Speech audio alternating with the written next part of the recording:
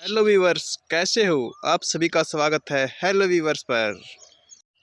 देखिए गेहूं की कटाई हो चुकी है और कितने अच्छे तरीके से कटाई की गई है और कुछ साइडों में जो है गेहूं का भूसा बच गया है। तो किसान भाइयों से अनुरोध है कि इसको जलाएं नहीं, इससे ज़मीन की उपजाऊ शक्ति कम होती है। हैरों के द्वारा इनकी जुताई कर दें और जब इसमें पानी लगाएंगे तो ये आसानी से गल जाएगा। और जो किसान भाई इसको जला देते हैं तो ये खाद न बनकर राख बन जाता है और हमारी धरती की उपजाऊ क्षमता को कम कर देता है। और फिर हमें इसमें यूरिया डीएपी ज़्यादा डालनी पड़ती है, जिसके लिए हमें लाइनों में लगे रहना पड़ता है और खाद के लिए मारामारी होती रहती है। तो किसान भाइयों के लिए बिल्कुल आसान सलूशन है, अपने खेत में देसी खाद डालें, गोबर की, या जो अपने गांव में जिसमें राख डालते हैं, गोबर डाल देते हैं, एक जगह इकट्ठा कर देते हैं और उसको फिर हम खेतों में डाल दें तो ये हमारी उपजाऊ शक्ति को बढ़ा देगा और हमें खाद के लिए लाइनों में भी नहीं लगना पड़ेगा। तो इसलिए सभी किसान भाइयों से अनुरोध है कि अपने खेत में देसी खाद डालें। तो देखिए किसान भाइयों, मैंने इसमें देसी खाद डाली है और ये अच्छी गल चुकी है। देखिए बिल्कुल बारीक और बिल्कुल अच्छी खाद तैयार हो चुकी है।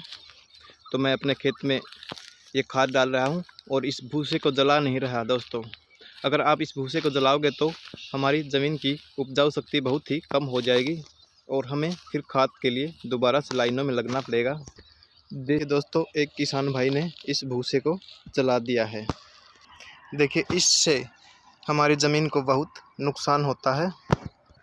एक तो आग जलाने से प्रदूषण बहुत बढ़ जाता है और किसान भाइयों को नुकसान भी होता है, जो कि उनकी ज़मीन की उपजाऊ शक्ति कम हो जाती है। और कुछ कीट पतंगे जो किसान के मित्र होते हैं वो जलकर राख हो जाते हैं और पर्यावरण को बहुत ही ज़्यादा नुकसान होता है। तो इसलिए सभी किसान भाइयों से अनुरोध है कि गेहूं के बचे हुए भूसे को जलाएं नहीं और इसमें आपको खाद भी ज़्यादा डालनी पड़ेगी और इतनी पैदावार भी नहीं होगी। और देखिए किसान भाइयों, जो हमारे डोलों पर या मेड़ों पर जो पौधे थे उन्हें काफ़ी नुकसान होता है। देखिए ये शीशम का पौधा है और कितना जल चुका है। अगर ये छोटा पौधा होता तो बिल्कुल जल जाता है। इसलिए हमें वृक्षों की भी रक्षा करनी है और हमें अपनी ज़मीन की भी। इसलिए भूसे को न जलाएं और इसकी जुताई 2 से 3 बार ज़्यादा कर दें तो ये भूसा गल जाएगा और खाद का रूप ले लेगा और इसे हमारी फसल अच्छे से ग्रोथ करेगी। और एक ये बकायन का पौधा है, इसे भी काफ़ी नुकसान हुआ है।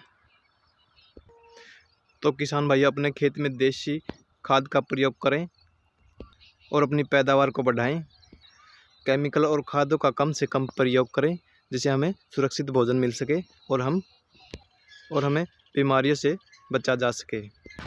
तो मैं सभी किसान भाइयों से आशा करता हूं कि ये वीडियो देखने के बाद आप अपने भूसे को नहीं जलाएंगे और खेत में देसी खाद का प्रयोग करेंगे और केमिकल बहुत कम से कम डालेंगे, जिससे हमें सुरक्षित भोजन होगा तो हम बीमार भी नहीं होंगे और हमें कोई बीमारी नहीं होगी।